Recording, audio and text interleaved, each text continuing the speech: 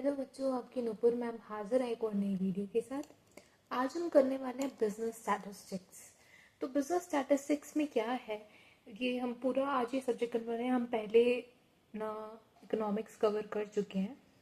तो इसमें क्या है, देखो बिजनेस स्टैटिस्टिक्स नाम से ही क्या है, बिजनेस और स्टैटिस्टिक्स। स्टैटिस्टिक्स यानी कि जब आप कुछ नंबर्स का यूज करते हो अपने अपनी चीज़ों को, मतलब जैसे आपके पास क्या है, एक है रो डेटा है, ठीक है। आप उसको क्या कर रहे हो, उससे कुछ टूल्स उस पर लगा रहे हो, टेक्निक्स लगा रहे हो to business and managerial problems for making business decisions. तो ये होता है हमारा बिजनेस स्टैटिस्टिक्स का मतलब, कि जब हम कुछ ऐसी टेक्निक्स टूल्स जो हमारे पास होते हैं उनका इस्तेमाल कर कर कुछ ऐसे डिसीजंस लेते हैं, ऐसे ऐसा डेटा निकालते हैं जो कि एक डिसीजन लेने में बहुत ही क्या होता है, बेनिफिशियल होता है। अब देखो इसमें क्या है हमारे पास फीचर्स, कि देखो इसमें नंबर्स इन्वॉल्व होते हैं, स्पेसिफिक पर्पस के लिए होता है। सारे फैक्ट्स को आप एग्रीगेट करके क्या करते हो, सिस्टमेटिक मैनर में आप क्या करते हो, कलेक्ट कर कर आप एक इन्फॉर्मेशन निकालते हो। तो अब इसमें क्या है, क्वालिटेटिव डेटा को इग्नोर किया जाता है। क्यों? क्योंकि यहाँ पर क्या है, सिर्फ क्वांटिटेटिव नंबर्स को आप लेते हो, कि जैसे मीन भी निकालते हैं। हमने देखा है हमारा सबसे पहले अगर हम बात करते हैं मीन क्या होता है हमारा, तो मीन में हम क्या निकालते हैं कि एवरेज कर देते हैं। एवरेज से हम क्या कर लेते हैं, अपना कंक्लूजन्स निकालते हैं। तो उससे क्या है, कहीं क्वालिटेटिव डेटा, जैसे कि अगर आप बिजनेस डिसीजंस ले रहे हो तो बहुत सारी ऐसी चीज़ें होती हैं जो इफेक्ट करते हैं बिजनेस के परफॉर्मेंस को, जो क्वालिटेटिव इन नेचर होती हैं। तो वो कहीं ना कहीं यहाँ पर क्या होता है, इग्नोर हो जाता है। बट वो क्या है, बिजनेस में एक इम्पॉर्टेंट रोल प्ले करता है वो डेटा। जैसे कि सपोज कि एम्प्लॉयज को अच्छा बिहेव नहीं किया जा रहा, या फिर उनको अच्छे से लीव नहीं मिल रही, या फिर अच्छा बिहेवियर नहीं है एम्प्लॉयर का, तो वो सब चीज़ें भी इम्पैक्ट करती है। लुकआउट हो गया, तो वो सब चीज़ें क्वालिटेटिव नेचर में आती हैं। Results influence by biasness. अब देखो इसमें कई बार बायसनेस भी आ जाती है, कि अकाउंट्स ही ढंग से प्रिपेयर नहीं हुए होंगे तो वो बायसनेस आएगी। मतलब जब रिजल्ट्स में कुछ छेड़छाड़ हो जाए, या फिर रिजल्ट्स में ही कुछ वो हो जाए कि अपने कुछ और टेक्निक लगा दी और टेक्निक कैलकुलेशंस में गलती होगी, तो वो फिर गलत हो जाएगा। और ये क्या है, results are true only on average. सिर्फ एवरेज पे ही ये रिजल्ट्स क्या है, टिके होते हैं। यहाँ पर आप क्या करते हो, हम ये बोल देते हैं कि हमने एवरेज ले लिया और डेटा निकाल लिया। बट एवरेज में आप ये कर रहे होते हो ना कि आप कहीं ना कहीं सब इंडिविजुअल आइटम्स को इंक्लूड नहीं करते, आप एक बेसिक वो ले लेते हो। तो उससे भी क्या है, कहीं ना कहीं आपका जो रिजल्ट है वो क्या है, मैनिपुलेट हो जाता है। फिर उसके बाद है हमारे पास देखो डिस्क्रिप्टिव स्टैटिस्टिक्स और इन्फ्लुएंशियल स्टैटिस्टिक्स। डिस्क्रिप्टिव स्टैटिस्टिक्स में क्या है, जब आप क्या कर रहे हो, ओनली प्रेजेंट आप क्या कर रहे हो, जब डिस्क्राइब समराइज कर रहे हो गिवन डेटा को। अभी देखो इसके डिफरेंस पे आते हैं। पहले देखो डिस्क्रिप्टिव और इन्फ्लुएंशियल। डिस्क्रिप्टिव यानी कि जब आप डेटा को डिस्क्राइब कर रहे हो, यहाँ पर जब ट्रेंड शो हो रहा है, फीचर्स शो हो रहे हैं, जैसे मीन मीडियन में है। इन्फ्लुएंशियल क्या, जब आप प्रिडिक्शंस करते हो। इन्फ्लुएंशियल यानी कि प्रिडिक्शन करना, कंक्लूजन की बात होती है। जब डेटा को हम जनरलाइज करने की बात करते हैं तो वो इन्फ्लुएंशियल होता है। जैसे कि अगर कोई सैंपल है, वो उसकी कैरेक्टरिस्टिक्स बता रहा है किसी चीज़ की, तो वो हमारा डिस्क्रिप्टिव होगा। पर कंक्लूजन की जहाँ बात होगी तो वो क्या होगा, हमारा इन्फ्लुएंशियल। जैसे कि हम कलेक्शन, ऑर्गेनाइजेशन, क्लासिफाइंग, समराइजिंग, ये सारी क्या है, डिस्क्रिप्टिव है। और कंक्लूजन की बात आ रही है, कंपैरिजन कर रहे हो, कोज एंड इफेक्ट, हाइपोथेसिस टेस्टिंग, ये जो सारे आपके टॉपिक्स भी हैं, ये सब किसके अंदर आते हैं, इन्फ्लुएंशियल में आते हैं। यहाँ पे चार्ट और टेबल बनती है, यहाँ पर प्रोबेबिलिटी वाली चीज़ें आएंगी। यहाँ पर सेंट्रल टेंडेंसी, यहाँ पर हाइपोथेसिस। मतलब बेसिकली अगर आपको ढंग से बताया जाए, अगर सिंपल वर्ड्स में हम बात करें, तो डिस्क्रिप्टिव क्या होता है, डिस्क्रिप्टिव यानी कि आप अपने डेटा को डिस्क्राइब कर रहे हो। जब कोई डेटा को डिस्क्राइब किया जा रहा है, यानी कि उसकी करेक्टरिस्टिक्स बताई जा रही हैं, जब जब उसकी करेक्टरिस्टिक्स बताई जा रही है तो वो डिस्क्रिप्टिव डेटा हो गया। जैसे बहुत सारी टेक्निक्स इसमें यूज होती हैं, जैसे हमारा मीन, मीडियन, मोड, जो हमारी ये सारी सेंट्रल टेंडेंसी की टेक्निक्स हैं, ये सब डिस्क्रिप्टिव डेटा में ही आती हैं। फिर है इन्फ्लुएंशियल। इन्फ्लुएंशियल यानी कि कंक्लूजन। इन्फ्रेंशियल यानी कि कंक्लूजन की जब आप बात कर रहे हो कि कुछ कंक्लूजन्स निकाले जाते हैं, यानी कि टेस्ट लगाए जा रहे हैं। ठीक है, तुमने डेटा कलेक्ट कर लिया, तुमने मीन मीडियन मोड लगा दिया, मीन लगा दिया जैसे, तो कंक्लूजन भी एक बार हम टेस्ट करेंगे कि क्या ये सब चीज़ें सही है, हमारा जो डेटा है उससे क्या टेस्ट लगाएं और एक इंफॉर्मेशन, एक मतलब क्या है, ऐसे उस पर पहुँचे हम कि अच्छा रिजल्ट निकले और उससे हम क्या करें, आगे इंफॉर्मेशन पहुंचा सके कि ये है इसका कंक्लूजन, इस डेटा से ये पता चल रहा है कि ऐसे ऐसे हो रहा है कंपनी में। फिर है पॉपुलेशन और सैंपल। पॉपुलेशन क्या है, जब हम एज अ होल की बात करते हैं, और सैंपल क्या होता है, एक छोटा सा टुकड़ा। जैसे कि मान लो, जैसे कि आपने क्या करा, पूरे आपने क्या कहा कि आपको डेटा देखना है कि कितने लोग ड्रग कंज्यूम करते हैं पंजाब में। ठीक है, वहाँ पे ज़्यादा केसेस होते हैं तो हम वहीं का ले रहे हैं कि ड्रग के केसेस देखने हैं। तो आपने क्या करा, अब आपके पास तो पूरा इंडिया है, आप पूरे इंडिया में देख सकते हो, और जगह भी तो होते हैं, बट आपने क्या करा, अब पंजाब चूज किया। ठीक है, आपने पंजाब चूज किया, और पंजाब में भी आप क्या कर रहे हो, यंगस्टर पे स्टडी कर रहे हो। ठीक है, अब यंगस्टर्स आपने लिए तो आप क्या गए, एक स्कूल में गए, और स्कूल में आपने 11th क्लास के या 12th क्लास के बच्चों को चूज करा। तो ये आपका क्या हो गया, सैंपल। पूरी पॉपुलेशन आपकी क्या थी यहाँ पर, कि आप पंजाब का डेटा ले रहे हो और आपका एक स्कूल था वो टारगेट, पर उस स्कूल में से आपकी पूरी पॉपुलेशन क्या थी, जैसे 11th-12th के बच्चे आपके हो गए, आपने पूरे स्कूल में से 11th-12th के बच्चों को चूज किया, तो वो आपका क्या हो गया, सैंपल हो गया। और जो पूरा मतलब ये भी कह सकते हो, या फिर जैसे 11th-12th में से सपोज आपने, हाँ यही होगा, और पूरा मतलब स्कूल के बच्चों को आप पॉपुलेशन ले सकते हो कि उसमें से आपने 11th-12th के बच्चों को लिया, तो ये सैंपल हुआ, और वो पूरा क्या हो गया, पॉपुलेशन हो गई। फिर आता है हमारे पास कुछ स्केल्स आते हैं, ये भी बहुत इंपॉर्टेंट है। देखो, सबसे पहले है नॉमिनल स्केल। नॉमिनल स्केल का क्या मतलब है, यहाँ पर क्लासीफाई करता है ये, जो कैटेगरीज की बात आ रही है, क्लासीफाई करने की बात आ रही है, तो वो हमारा नॉमिनल डेटा होता है। जैसे कि आप बहुत बार फॉर्म्स भी भरते होगे कि आपके पास कोई आपका सीनियर आया कि चलो बच्चों हमारे क्वेश्चन एयर भर दो, क्वेश्चन एयर भर दो, तो आपको लगेगा अरे यार सीनियर है, चल भरना पड़ेगा, इमेज भी तो बनानी है इनके आगे, इन्होंने ही तो हेल्प करनी है आगे, तो आपने उनके लिए फॉर्म भर दिया।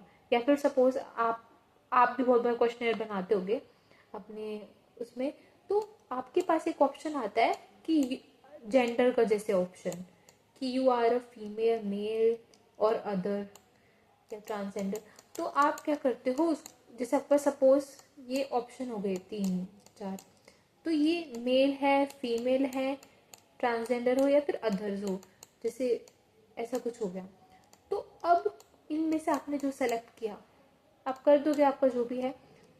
ये क्या है, ये है nominal data. What is this, this is a nominal data.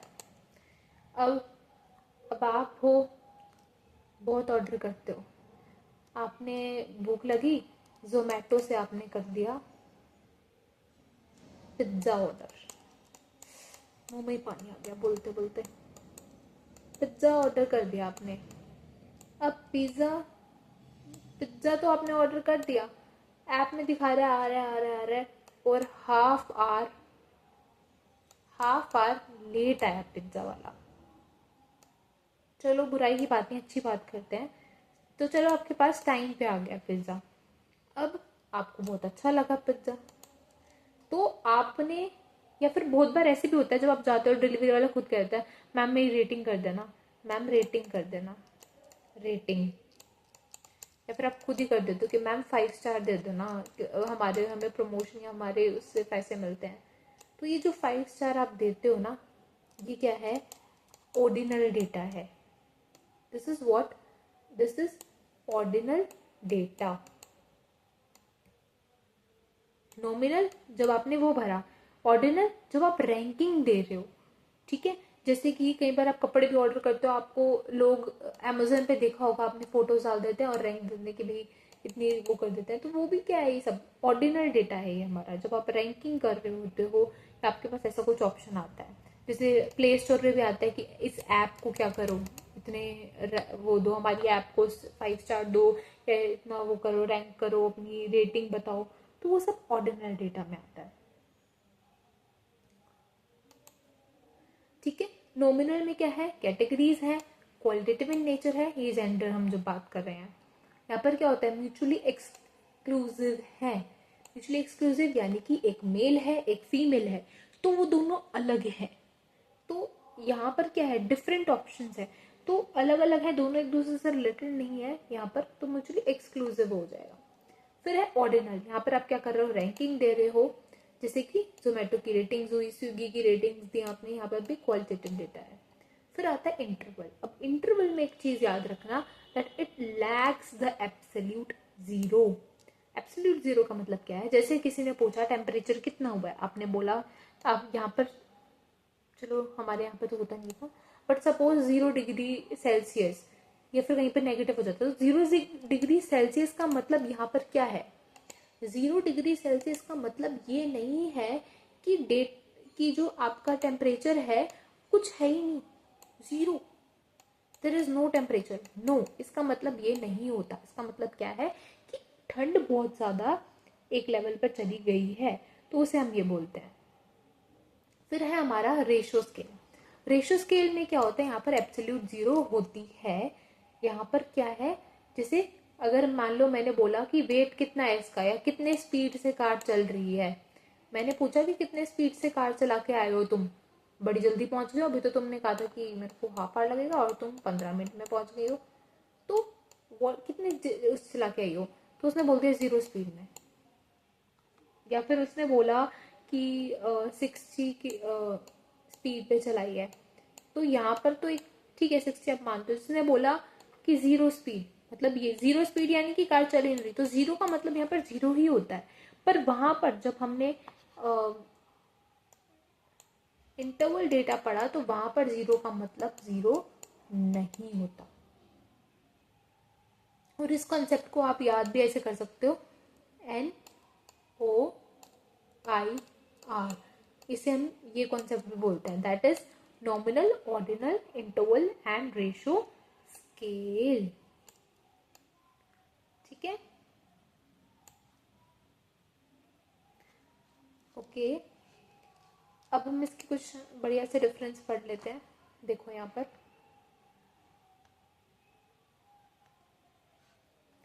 अब जहां पर क्लासिफाई या लेबल करने की बात आ रही है, तो यहाँ पर नॉमिनल डेटा आएगा। यहाँ पर नॉमिनल डेटा में होता है, अब जो चीज नॉमिनल डेटा में होगी ना, तो ये मानना वो चीज OIR में भी होगी। जो चीज नई O में है वो IR में भी होगी, N में नहीं होगी वो। तो ये मान के चलना, आगे वाली चीज जो जिसमें वो आगे वाले स्केल में सब में वो चीज है, इसमें कंफ्यूज मत होना। अगर क्लासीफाई हम इसकी बात कर रहे हैं तो वो हर एक स्केल में है। ऑर्डर हमारा कहाँ पे था, ऑर्डिनल के स्केल्स में। मीनिंगफुल डिफरेंस, एब्सोल्यूट जीरो यहाँ पे लैग करती है, पर यहाँ पर मीनिंगफुल डिफरेंस होता है। फिर है एब्सोल्यूट जीरो। एब्सोल्यूट जीरो हमारी सिर्फ रेशियो स्केल में होती है। अब मोड हमारा इन सब में होता है, मीडियन हमारा ऑर्डिनल में स्टार्ट होता है, और मीन हमारा इंटरवल में स्टार्ट होता है। यहाँ पर मीन प्रेजेंट होता है। फिर है ऐड या सब्ट्रैक्ट वैल्यू, हम इंटरवल में कर सकते हैं, इंटरवल में तो फिर हम रेशियो में भी करेंगे। मल्टीप्लाई डिवाइड हम सिर्फ किस में कर सकते हैं, रेशियो स्केल में कर सकते हैं। अब हमारी जो फ्रिक्वेंसी डिस्ट्रीब्यूशन है वो सब में है। रेंज का सिर्फ हमारा नॉमिनल में नहीं है, स्टैंडर्ड डेविएशन हमारा उसमें भी नहीं है, नॉमिनल में भी नहीं है, ऑर्डिनल में भी नहीं है। स्टैंडर्ड डेविएशन हमारा इंटरवल और रेशियो स्केल में ही प्रेजेंट होता है बस। फिर है हमारे पास सेंट्रल टेंडेंसी। क्या होता है सेंट्रल टेंडेंसी, यानी कि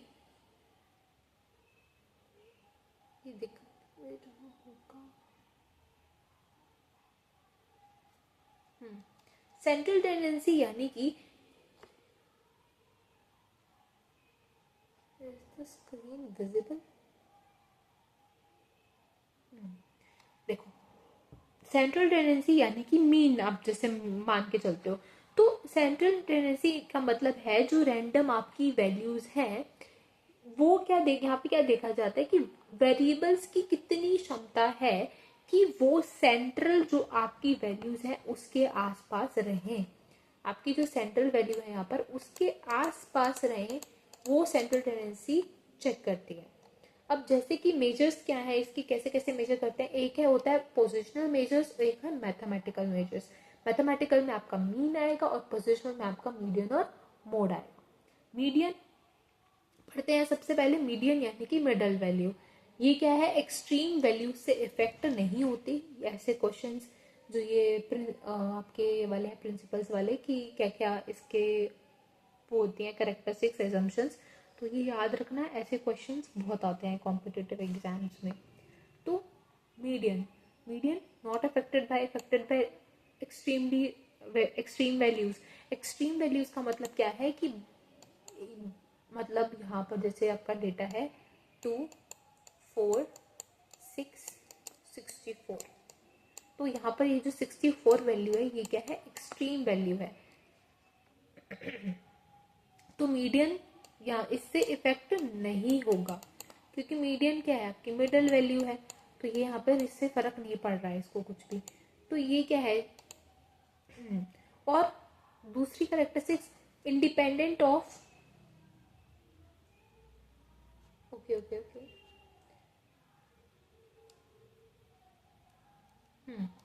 ठीक है। और हमारा दूसरा क्या है यहाँ पर कि यहाँ पर ये लार्ज और स्मॉल वैल्यूज से इफेक्ट नहीं होता, ये हम कर चुके हैं। फिर है मीडियन हमारा ऑब्जाइव, जो हमारा ये ऑब्जाइव है मोर देन ऑब्जाइव और लेस देन ऑब्जाइव, इसको हम इससे डिटरमाइन कर सकते हैं हम मीडियन को, यहाँ पे ऐसे ड्रॉ करके ये जो मीट कर रहा है दोनों ऑब्जाइव ये मीडियन हो जाएगा। फिर हमारे पास ये ऑर्डिनल डेटा है, क्वांटिटेटिव डेटा है, और जो sum of absolute deviation taken from the median, अगर हम इग्नोर करते हैं साइंस को तो वो लीस्ट होता है। अब sum of absolute deviation taken from the median का मतलब क्या है कि जब हम सारे इसको वो करते हैं, इनको टोटल करेंगे तो वो क्या होगा, सबसे कम आएगा। ठीक है, इसको मैं जूम करूं, स्क्रीन ऐसे शो नहीं होगी फिर।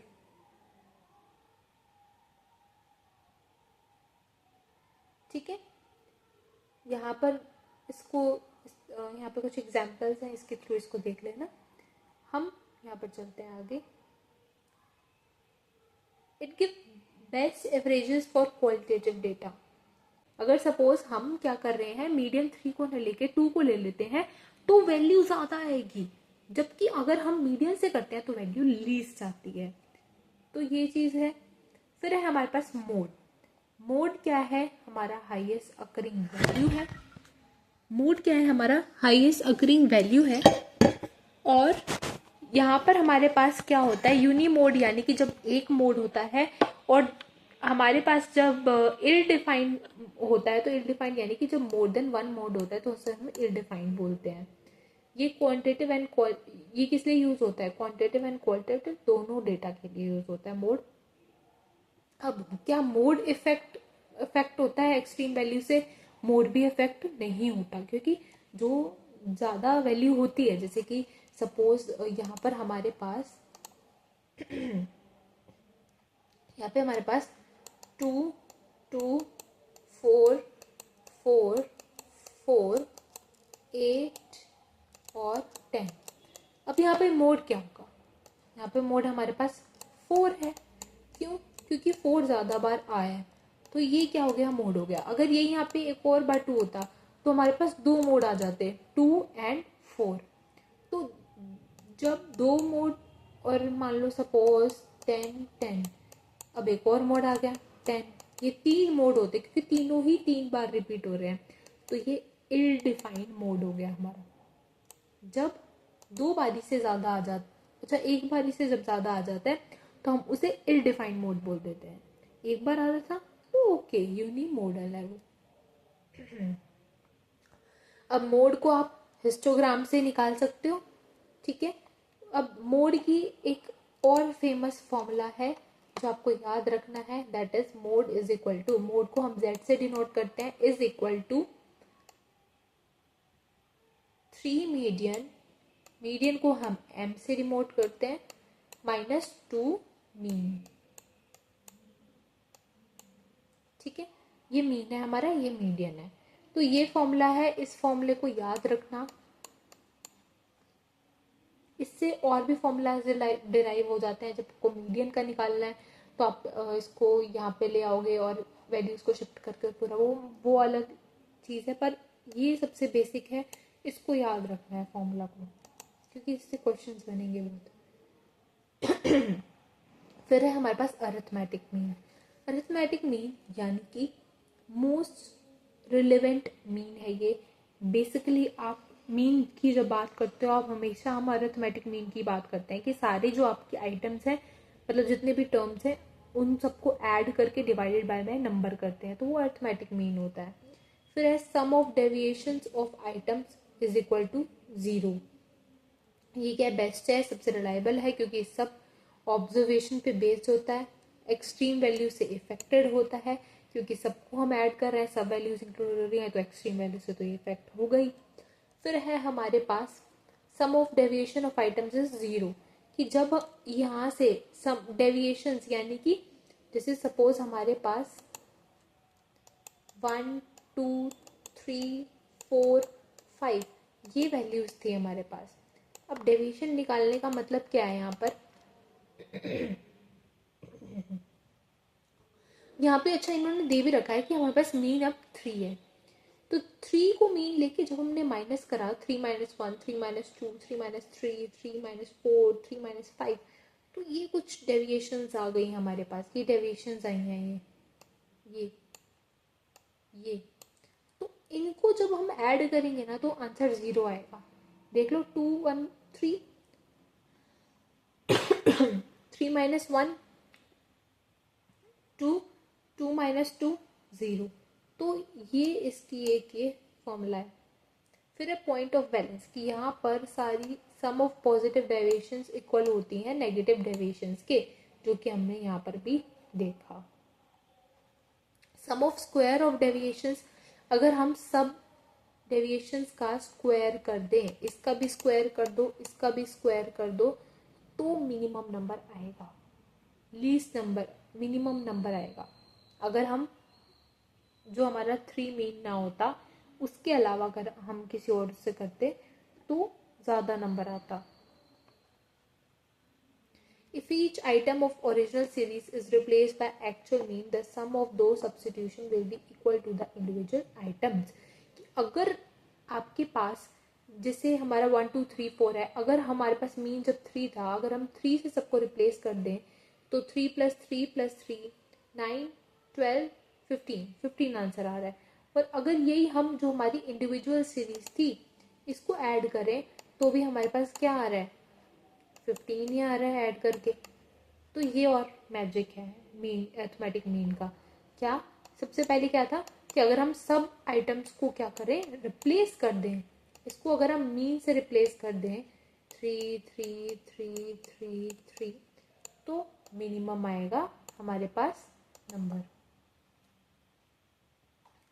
और हमारे पास सम ऑफ डेविएशंस क्या है, 0 होती हैं अगर हम अरिथमेटिक मीन की बात करते हैं तो उसमें। अब ये क्या है, it is dependent on the change of origin and scale. तो change of origin and scale का मतलब क्या होता है, चेंज ऑफ ओरिजिन यानी कि प्लस माइनस, और चेंज ऑफ स्केल का मतलब है मल्टीप्लाई और डिवाइड। इससे ये क्या होता है, अफेक्ट होता है अरिथमेटिक मीन कि क्योंकि अगर आप कुछ प्लस कर दोगे या माइनस कर दोगे किसी उसमें, तो जो मीन की वैल्यू है वो भी क्या हो जाएगी, चेंज हो जाएगी। जैसे सपोज मेरे पास जो सीरीज थी एक 1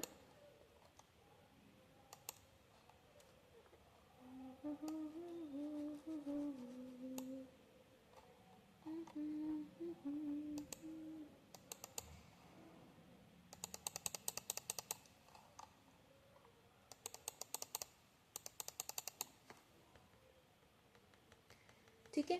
अब हमारे पास क्या था, जैसे हमारे पास यहाँ पर 1 2 3 4 5 हमने ये सीरीज ली हुई थी, ठीक है, 4 एंड 5। अब मैं इस 5 में क्या करती हूँ, मैंने +2 ऐड कर दिया। तो अब क्या हो रहा है, अब आपका अरिथमेटिक मीन भी चेंज हो जाएगा, मतलब कि वो चेंज इन ओरिजिन में डिपेंडेंट है, उससे फर्क पड़ रहा है उसे। फिर है हमारे पास, अगर ओरिजिन की बात करते हैं तो ये हो गया प्लस माइनस से मल्टीप्लाई डिवाइड भी करोगे, सपोज मल्टीप्लाई कर रहे हो 2 से, तो भी तो चेंज हो जाएगा, यहाँ पे 10 बन जाएगा। तो ये हमारे पास जो वैल्यू पहले 15 बन रही थी, अब क्या हो जाएगा, वो 15 से चेंज होकर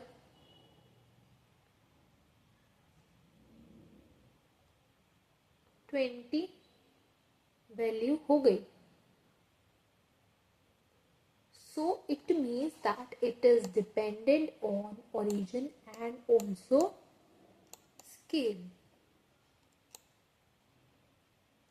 ठीक है। ये चीज़ याद रखना अरिथमेटिक मीन के बारे में कि वो डिपेंडेंट होता है, जबकि हमारे पास मीडियन और मोड में हमने ये चीज़ नहीं पढ़ी थी कि ये ऐसा कुछ नहीं है। तो ये यूज इन इंडेक्स नंबर में यूज होता है ये। अब है ज्योमेट्रिक मीन। ज्योमेट्रिक मीन क्या होता है, जैसे अरिथमेटिक मीन हमारा था a plus b divided by में 2, या नंबर आपका जो भी होता है,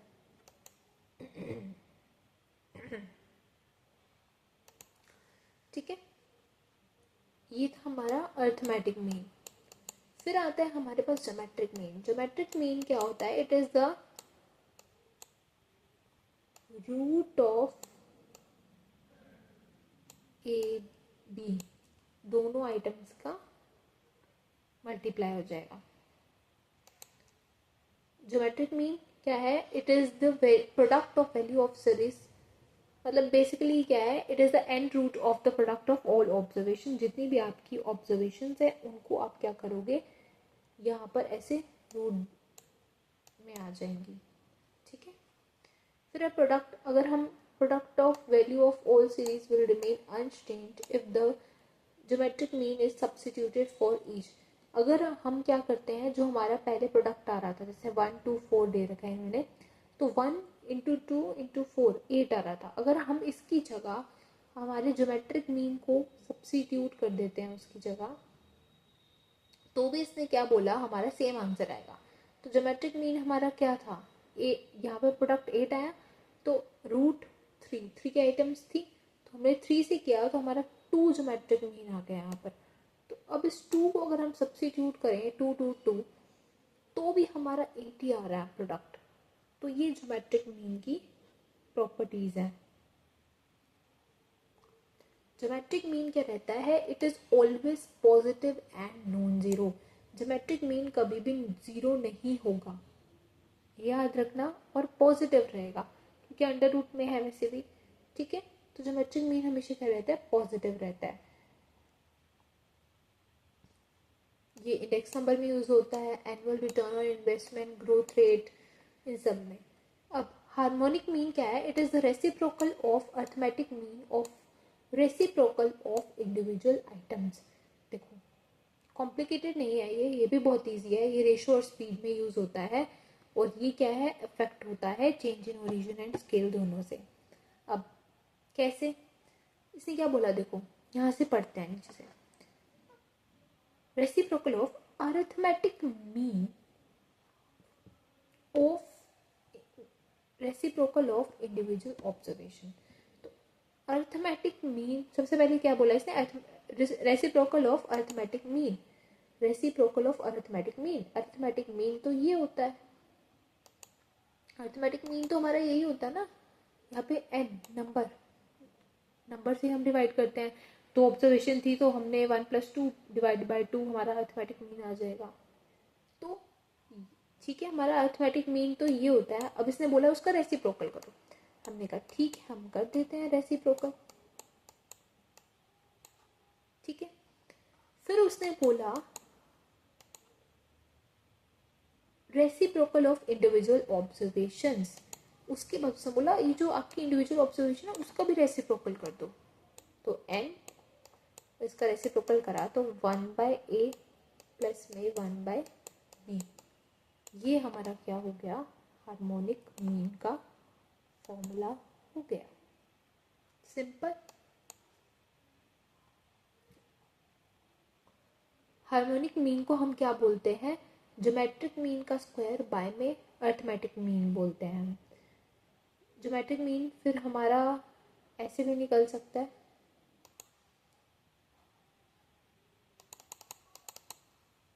न्यू वर्ड कहाँ से आएगा,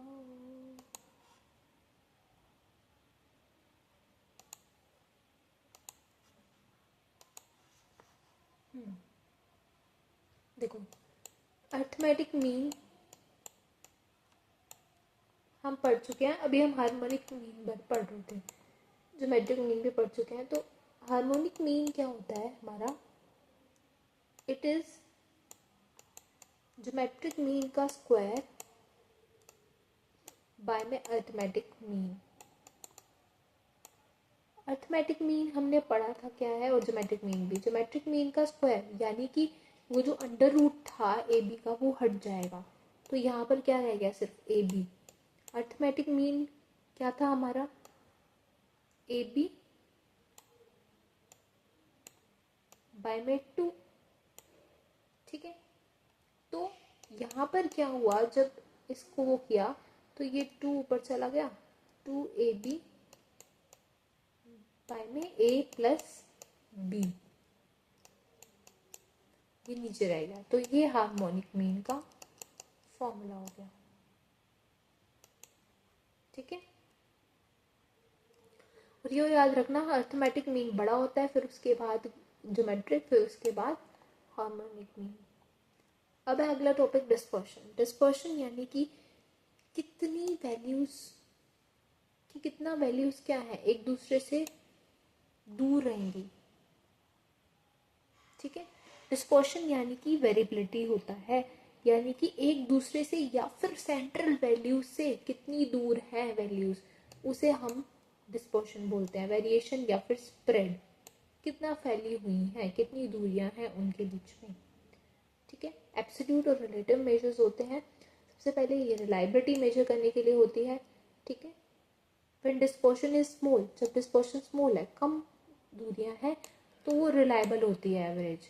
अगर जितनी ज़्यादा दूरियां होंगी उतनी रिलायबिलिटी कम हो जाएगी। ये करता है, कंपेयर करता है टू और मोर सीरीज को on the basis of their variability, कि दो या दो से ज़्यादा सीरीज को कंपेयर कर वेरिएबिलिटी यानी कि जो डिफरेंस है उसके बेसिस पे क्या करता है, कंक्लूजन लेते हैं। To find average distance of items, ये भी क्या है, it is independent of change in origin but dependent on change in scale. तो डिस्पर्शन की मोस्टली जितनी मेजर्स हैं वो सारी क्या रहती हैं, डिपेंडेंट ऑन स्केल रहती हैं, ठीक है। फिर है हमारे पास रेंज। अब रेंज से एक किस्सा याद आता है। रेंज यानी कि जब आप जाते हो मार्केट में, आप कहते हो भैया मेरे को ना इस रेंज के कपड़े दिखा दो, भैया कहते हैं कौन सी कितनी रेंज के आपको दिखाएं कपड़े, आप कहते हो भाई मेरे को 10,000 तक की रेंज के दिखा दो। तो कभी सोचे जब बोलते हो कि भैया मेरे को इस रेंज के कपड़े दिखा दो, इसका मतलब क्या होता है। रेंज यानी कि आपकी जो यहाँ पर वैल्यूज हैं, आपकी जो लार्जेस्ट वैल्यू है माइनस में स्मॉलेस्ट वैल्यू है, उसका डिफरेंस होता है रेंज।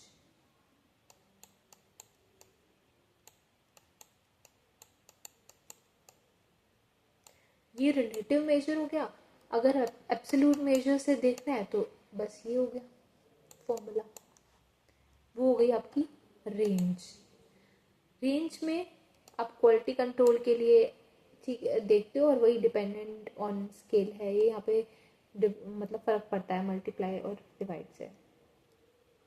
फिर है क्वार्टाइल डेविएशन। क्वार्टाइल डेविएशन का इंटर क्वार्टाइल रेंज का फॉर्मूला है Q3 माइनस Q1 और क्वार्टाइल डेविएशन का फॉर्मूला है Q3 minus Q1 divided by में 2। ये याद रखना।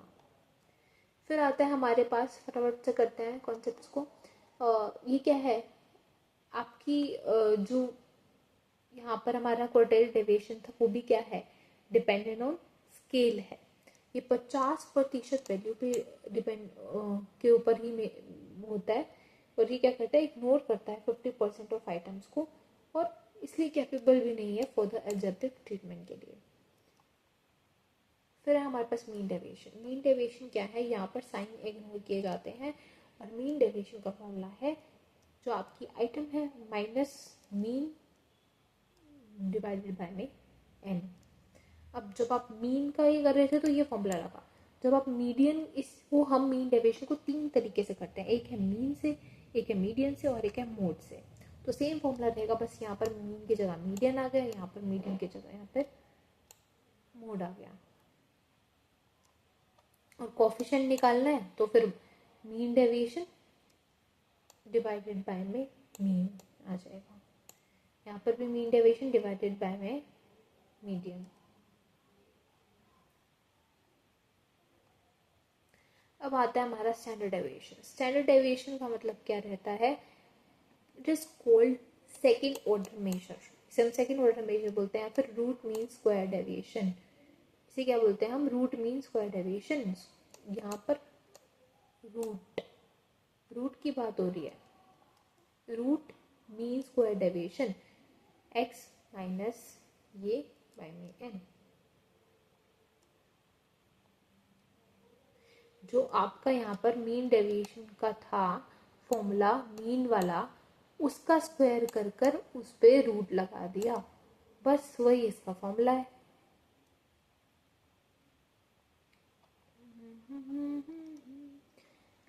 कुछ ऐसे क्वेश्चंस भी आते हैं कि यहाँ पर एक और रिलेशन याद रखना, that is 4 standard deviation is equal to 5 mean deviation and is equal to 6 quartile deviation.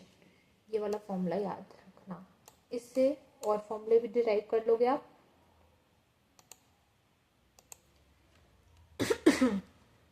Four standard deviation is equal to 5 mean deviation is equal to में 6 क्वार्टाइल डेविएशन। अब मैंने आपको बोला कि मीन डेविएशन कैसे related है SD से, तो आप इससे निकाल सकते हो कि standard deviation is equal to 5/4 of mean deviation. ये रिलेशन भी आ जाएगा। मैंने बोला इन दोनों का बताओ, तो आपने कहा ठीक है जी, standard deviation is equal to में 6/4 ऑफ क्वार्टाइल डेविएशन। तो ये भी हमारा एक फॉर्मूला हो गया, ठीक है। और हमारा जो कोफिशिएंट ऑफ वेरिएशन है, कोफिशिएंट ऑफ वेरिएशन क्या होता है, वेरिएंस।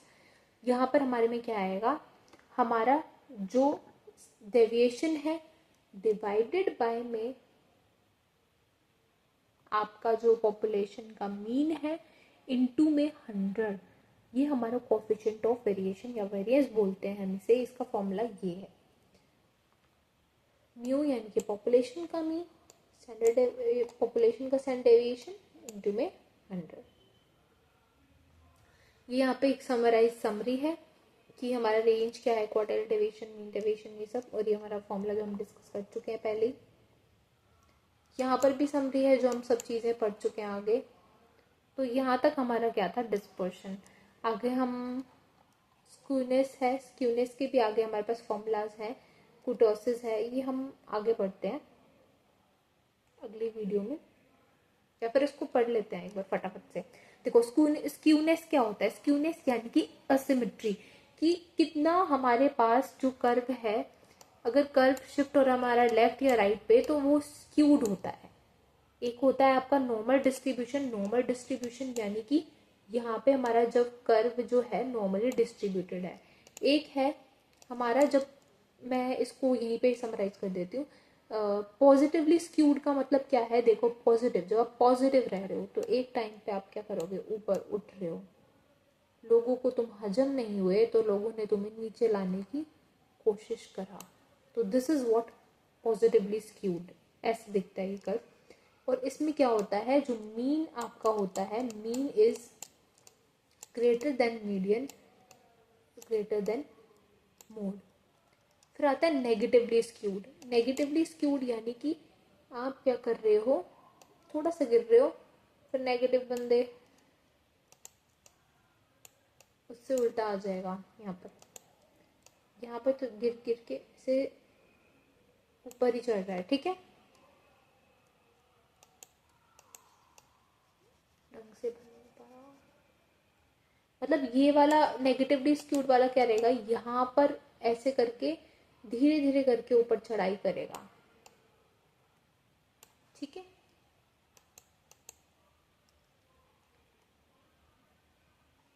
ये रहा नेगेटिवली स्क्यूड। यहाँ नेगेटिवली स्क्यूड वाले में क्या होता है, हमारे ये रहा, ये नेगेटिवली स्क्यूड में हमारे पास मोड ज्यादा होता है। Mode is greater than median, is greater than mean. अब मोड में हमारे पास कुछ फॉर्मूला है, देखो, मेथड्स हैं, मेजर्स। कार्ल पियर्सन का मेजर क्या है, यहाँ पर ये क्या बोलता है, mean minus mode divided by में स्टैंडर्ड डेविएशन।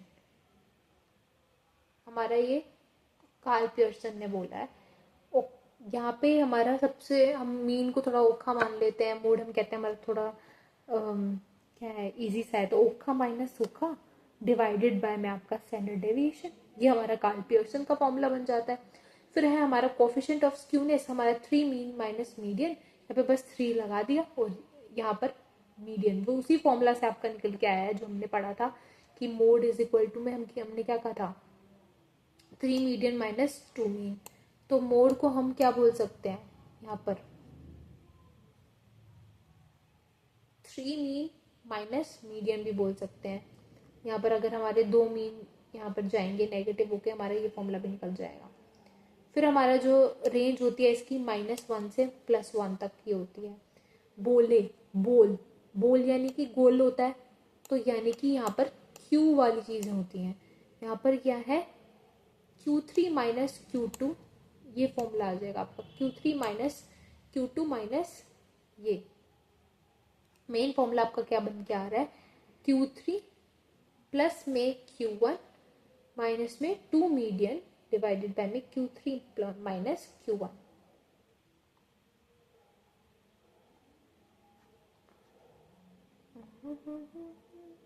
फिर आपका कैले, कैले मेजर क्या बोलता है, यहाँ पर आपके परसेंटाइल और डिसाइल के बेसिस पे क्या किया जाता है, सिमेट्री, आपकी डिस्ट्रीब्यूशन मेजर किया जाता है।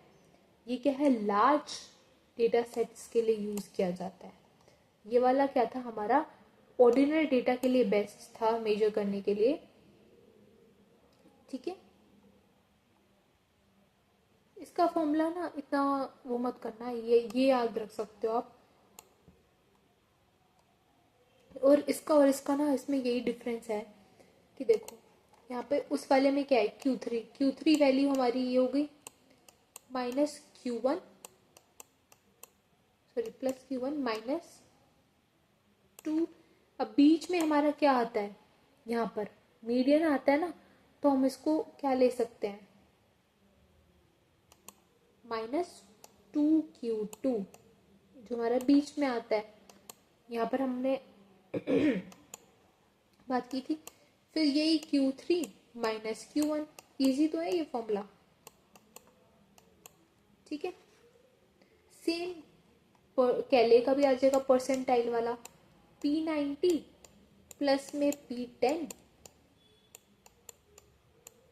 माइनस में 2P, हाँ 2P50, 50 यानी वो बीच वाली वैल्यू, तो उसको 2 दिया और ये माइनस आ गया। फिर ये नीचे P90 माइनस में P10, ये इसका फॉर्मूला हो गया। इसे हम परसेंटाइल और डिसाइल दोनों वे में कर सकते हैं। डिसाइल तो यानी D9 आ गया, तो फिर वही वाला डी की जगह 9 to 5 ये वाली सेम चीज होगी। फिर है मोमेंट मेजर। मोमेंट मेजर में देखो इसे याद रखना, I am very sweet and kind, M for is me, I am, M for me, S, V for I am very, V for variance, S for skewness, K for kurtosis। तो ये याद रखना, first moment हमारी mean, ये इतने 3 moment दे रखे हैं, first is mean, second variance, third skewness, fourth kurtosis। Mean आपका डिस्क्राइब करता है centre of distribution, variance spread, skewness asymmetry और kurtosis वीकनेस। अब कुटोसिस के बारे में देख लेते हैं। कुटोसिस क्या बोलता है, इसी फॉर्मूले में सब छिपा है, यहीं पे आपका पूरा कॉन्सेप्ट है कि देखो कुटोसिस में क्या है कि सबसे पहले आपका ये ऐसे वाला ग्राफ बनता है, ये 3 बनते हैं। सबसे नीचे इसे हम प्लेटिकुटिक बोलते हैं, जो कि क्या होता है B2 is greater than less than 3 होता है यहाँ पर, तो ये नेगेटिव कुटोसिस बोलते हैं हम इसे, ये प्लेन है यहाँ पे। फिर आता है मेसोकुटोसिस। मेसोकुटोसिस क्या है, B2 इज इक्वल टू 3, यहाँ पर नॉर्मल डिस्ट्रीब्यूशन है। जो आपने नॉर्मल डिस्ट्रीब्यूशन की फॉर्मूला पढ़ते हो आप, उसमें भी नॉर्मल डिस्ट्रीब्यूशन में क्या होता है, उसे हम मेसिकुटिक बोलते हैं। फिर हमारा पीकनेस। पीकनेस यहाँ पे सबसे बड़ा ग्राफ यहाँ पे जो है आपका ये डायग्राम, ये लेपोकुटिक, ये थर्ड स्टेज है, पॉजिटिव है, सबसे नीचे वाली नेगेटिव थी, फिर था 0। लेपोकुटिक क्या है, B2 इज ग्रेटर देन 3। यहाँ पर डिटेल में इसको मेंशन करा हुआ है, मेन इसका यही था निचोड़। ठीक है, यहाँ पे आपका डायग्राम, ये आपके कुछ फॉर्मूलेज एक ही जगह पे जो आप याद रख सकते हो। अगला कॉन्सेप्ट हमारा फिर है कोरिलेशन रिग्रेशन, ये हम अगली वीडियो में पढ़ते हैं। ठीक है, और thank you for watching, and आगे का पार्ट हम आगे कवर करेंगे। अभी इसको अच्छे से क्लियर करो। ये कुछ क्रिस्प नोट्स है, इसमें से थोड़ा बहुत अपना बनाने की कोशिश करो, कॉन्सेप्ट याद करने की कोशिश करो, बहुत इजी है और हो जाएगा क्लियर। Okay, bye.